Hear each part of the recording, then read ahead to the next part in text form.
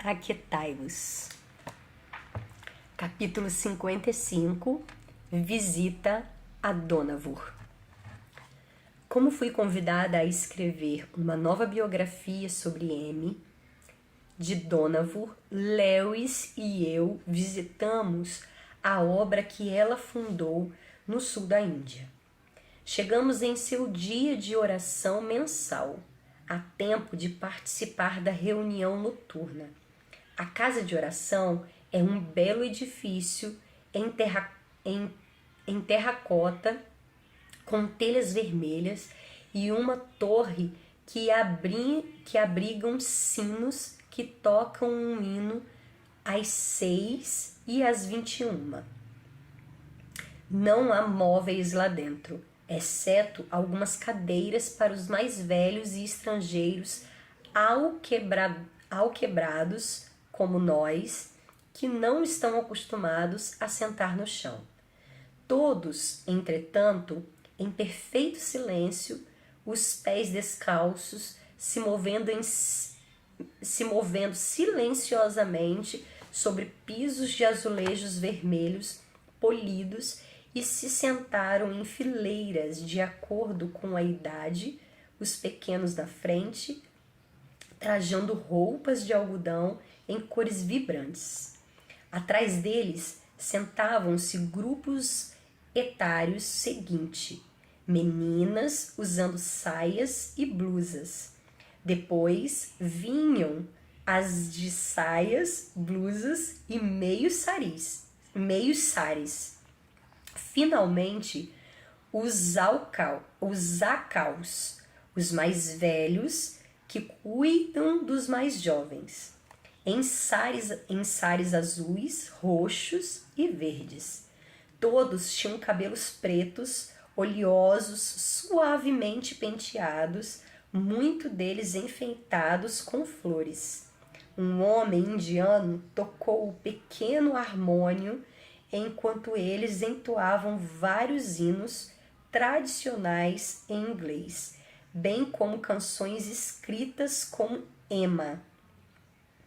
As escrituras foram lidas. Depois, uma oração de agradecimento pela nova criança que acabara de chegar, uma garotinha de 2 anos cuja mãe não podia ficar com ela.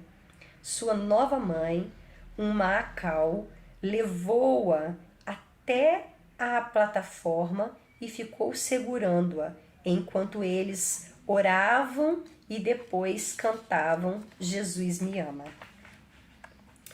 Em outro culto na casa de oração, Lewis e eu nos sentamos na minúscula varanda que conduz até a torre. Ficamos observando lá de cima aquela cena encantadora, agora ainda mais bela, porque as crianças menores haviam recebido bandeiras coloridas para agitar conforme a melodia de certas músicas, um costume instituído por Ama, que eu acho que deveria ser adotado por todas as escolas dos dominicais e igrejas, pois permite que os menores participem fazendo algo, mesmo quando são jovens demais para saber as palavras de cor. Os mais velhos tocavam pandeiros, triângulos e sinos, enquanto um deles tamborilhava suavemente com uma aba de couro na boca de uma panela de barro. Fui autorizada a usar o quarto de ama para os momentos de leitura e escrita. Chamado de Sala da Paz, é um cômodo espaçoso com tetos altos e pisos de azulejos, muitas portas e janelas que se abrem para uma varanda em 3 lados, onde há uma grande gaiola para pássaros. Um corredor de tijolos leva à varanda a uma plataforma sobre as árvores, onde, após o acidente que a incapacitou para o resto de sua vida, Amy costumava ser levada para se sentar no frescor da noite. Estantes com portas de vidro, cheias de seus amados livros, estão dispostas ao redor das paredes da sala. Acima, as pinturas de picos nevados do Dr. Ward, um amigo seu famoso por ter subido o Everest. Há frases esculpidas e pintadas à mão em madeira, boa, perfeita e agradável, referindo-se à lição que ela considerava tão difícil aprender após o acidente, relativa à aceitação da vontade de Deus, socorro bem presente. Por alguém que ama outro é aquecido. Santo Agostinho. E a maior de todas, em letras azuis, esculpida em madeira teca: Deus não nos deu espírito de medo. Também nas paredes há uma cabeça de tigre afixada, um relógio de pêndulo e uma das poucas fotografias feitas por Ama. Naquela sala de paz, eu estava feliz por não estar usando sapatos. Ninguém usava sapatos na casa de Dona Bull. Parecia solo sagrado. Enquanto eu estudava as anotações à margem e sublinhadas de seus livros favoritos, lia os cadernos escritos à mão, nos quais ela explicava aos membros da Irmandade Dona Bull o padrão mostrado, os princípios e as práticas que o Senhor lhe dera no início de seu trabalho. Folheei livros de contabilidade, comidos por traças, recortes, fotografias, documentos inestimáveis que traçam a história do dia a dia de uma tarefa aceita e realizada para o Senhor, o resgate de meninas da prostituição no templo e de meninos de sociedades dramáticas nas quais eles eram usados para fins malignos. Nos últimos anos, o trabalho incluiu crianças que tinham outros tipos de necessidade.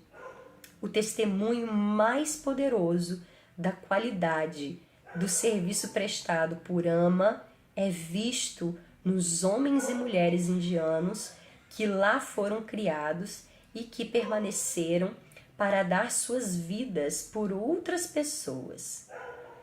Pungaja, por exemplo, vive no complexo chamado Lugar de Amor, onde alguns dos portadores com deficiência mental são cuidados. Aqui está seu relato. Não tenho formação profissional. O Espírito Santo me dá nova sabedoria a cada dia para lidar com eles. Alguns são como animais selvagens, mas o próprio Senhor é o meu ajudante. Não enxergo de um lado, mas mesmo a minha fraqueza, ele me ajudou. 1 Coríntios diz que Deus escolheu as coisas fracas do mundo para confundir as poderosas, para que nenhuma carne se glorie em sua presença. Um dia fui até Ama, com um coração sobrecarregado, mas, quando ela me abraçou, toda a minha tristeza se foi. O que está fazendo? Perguntou Ama. Eu disse a ela. Você acha difícil? Respondi a ela que sim. Estes são como anos de serviço militar, disse ela. Agora é minha alegria servir a essas pessoas tão difíceis. Ela falava baixinho, olhando para o pátio, no qual alguns deles iam e voltavam. Ela havia perdido um olho na infância e seu rosto revelava sofrimento, mas eu via a alegria que ela falava registrada ali, a alegria de uma vida tranquila. Em Dona Vu, vi isso em muitos rostos. Eles não reclamam de não haver distrações, nenhum lugar para ir, nenhuma folga, exceto 2 semanas por ano. Perguntei sobre isso. Eles fazem seu trabalho para aquele que não veio para ser servido. Fomos embora, tomados de emoção, pensando nas próprias palavras de Ama de seu pequeno livro C. Então, não sei nada sobre o amor do Calvário, o significado do sacrifício vivo, o grão de trigo, a vida crucificada. Tudo isso nos foi mostrado em carne e sangue no século XX. Nem volte com medo e confiança para o passado, nem vá em ansiedade e previsão para o futuro, mas mantenha-se tranquilo sobre as mãos dele, não tendo nenhuma vontade além da dele. Amém.